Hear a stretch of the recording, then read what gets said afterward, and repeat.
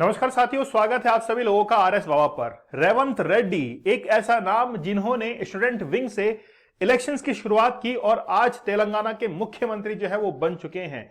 जबरदस्त इनका करियर रहा है। सबसे पहले लेक्चर की शुरुआत मैं इन्हीं से करता हूं कि किस तरीके से एक छोटा सा विद्यार्थी जो कि एक कहते हैं कि अंतर्मुखी था, इंट्रोवर्ट था, किसी से बातचीत भी नहीं करता था और आज तेलंगाना का मुख्यमंत्री बन चुका है।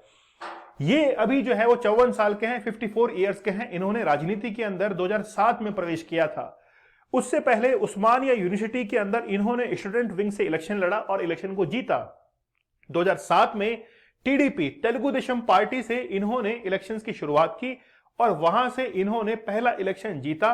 और वहां के जो काउंसिल होता है, जैसे हमारे यहां पर तो काउंसिल नहीं है राजस्थान के अंदर तो, लेकिन तेलंगाना के अंदर जो है वो लेजिस्लेटिव काउंसिल है। लेजिस्लेटिव काउंसिल के मेंबर बन जाते हैं तेलुगु देशम पार्टी से और बहुत लंबे समय तक उस सफर पर जो है वो बने रहते हैं। 2018 आते आते इनके ऊपर ये आरोप लगते हैं कि इन्होंने बेसिकली कांग्रेस से नजदीकी बनाना शुरू कर दिया है। उसके बाद में होता यह है कि टीडीपी जो है वो इनको बाहर का रास्ता दिखा देती है और फिर ये ज्वाइन कर लेते हैं कांग्रेस पार्टी को। कांग्रेस पार्टी को ज्वाइन करने के बाद अब ये इलेक्शंस जीत चुके हैं और तेलंगाना के मुख्यमंत्री बन चुके हैं। लेकिन इनके लिए मुख्यमंत्री बनना इतना आसान नहीं था।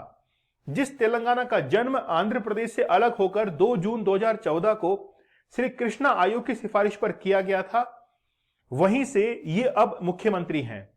कृष्णा आयोग जिसका गठन 2010 के अंदर किया गया था, कुल 5 सदस्य उसके अंदर थे। उसने ये रिकमेंडेशन दी थी कि आंध्र प्रदेश से अलग करके तेलंगाना को बनाया जा सकता है और तेलंगाना का निर्माण जिस आधार पर हुआ था वो था भाषा के आधार पर। और खास तौर पर जो आर्थिक स्थिति थी तेलंगाना की वो सूखा प्रभावित क्षेत्रों में आता था, इसीलिए तेलंगाना का निर्माण अलग से किया गया, अलग राज्य के लिए। यह भी कहा गया कि अगले 10 साल तक आंध्र प्रदेश और तेलंगाना कुछ राजधानी जो है उसको शेयर करेंगे, विधानसभा को शेयर करेंगे, लेकिन हाईकोर्ट को शेयर करेंगे, लेकिन उसके कुछ समय बाद ही जो है अपने अपने हाईकोर्ट इन्होंने अलग कर लिए। बीआरएस जो है वो शुरुआत से यहां पर राज कर रही थी और उसी सीट से जहां पर ये पहले मुख्यमंत्री थे, यानी कि ये जो तेलंगाना बना था उस समय जो मुख्यमंत्री यहां पर अपॉइंट थे उसी सीट से इन्होंने चुनाव लड़ा और इलेक्शन जो है वो जीत गए। लेकिन आज अभी हम लोग रेवंत रेड्डी के ऊपर बात नहीं कर रहे हैं, हम लोग बात कर रहे हैं कि रेवंत रेड्डी ने जो काम किया है उसके ऊपर।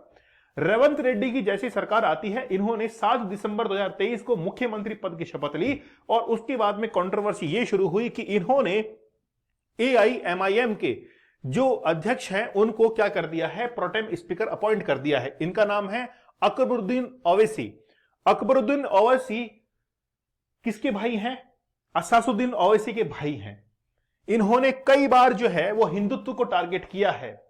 कई बार इनकी झड़प जो है वो यूपी के मुख्यमंत्री योगी आदित्यनाथ के साथ भी हुई है और यह कहा है कि बेसिकली रेवंत रेड्डी ने अल्पसंख्यकों को खुश करने के लिए अकबरुद्दीन ओवैसी जो है इनको यहां पर मुख्यमंत्री बनाया है। मुख्यमंत्री क्या, प्रोटेम स्पीकर बनाया है। प्रोटेम स्पीकर का मैं आप लोगों को बता देता हूं कि प्रोटेम स्पीकर का संविधान के अंदर, कॉन्स्टिट्यूशन में कहीं पर भी जिक्र नहीं है और प्रोटेम स्पीकर केवल 1 या 2 दिन के लिए बनाया जाता है ताकि वो दूसरे जो मेंबर्स हैं, मेंबर ऑफ लेजिस्लेटिव असेंबली है, एमएलए हैं, इनको सदस्यता, इनको शपथ जो है वो दिलवा सके। तो जब भी कोई नई सरकार चुनकर आती है तो उसमें जो भी सीनियर मोस्ट लीडर होता है उसको उस प्रोटेम स्पीकर जो है बना दिया जाता है और वो दूसरे सदस्य को सदस्यता दिलाता है। कंट्रोवर्सी यहीं पर समाप्त नहीं हुई। पहली बात तो ये कि ये सीनियर मोस्ट पर्सन नहीं थे, उसके बावजूद इनको जो है वो प्रोटेम स्पीकर बनाया गया। दूसरी बात यह है कि वहां पर एक एमएलए चुन के आए हैं, एक एमएलए चुन के आए जिन्होंने यह कहा कि बेसिकली इनका नाम है राजा सिंह। राजा सिंह ने कहा कि जिस समय 2018 के अंदर मुझे एमएलए की शपथ दिलवाने के लिए यहां पे बुलाया गया था, मैंने उस समय भी शपथ नहीं ली थी और मैं आज भी जो है वो विधायक के तौर पर चुनाव जीतने के बाद भी प्रोटेम स्पीकर जो कि अकबरुद्दीन ओवैसी को बनाया गया है उनसे मैं शपथ नहीं लेने वाला हूं। तो चाहे 2018 के अंदर इन्होंने शपथ नहीं ली थी और अपना पद जो है वो छोड़ा था, क्योंकि 6 महीने के बाद, यानी कि 6 महीने जो है वो टाइम लिमिट होती है, 6 महीने के बाद अगर किसी ने शपथ नहीं ली तो अपने पद को छोड़ देता है। ठीक है, वैसा ही हो सकता है कि इस बार भी राजा सिंह के साथ में हो और अपनी सदस्यता को ये छोड़ दें। ठीक है, 2 बार ये हो जाएगा।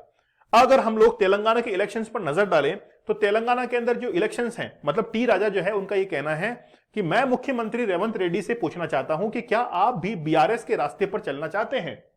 2018 में बीआरएस सरकार की तरफ से ओवैसी को प्रोटेम स्पीकर बनाया गया था और फिर भी उन्होंने जो है उस समय भी शपथ नहीं ली थी।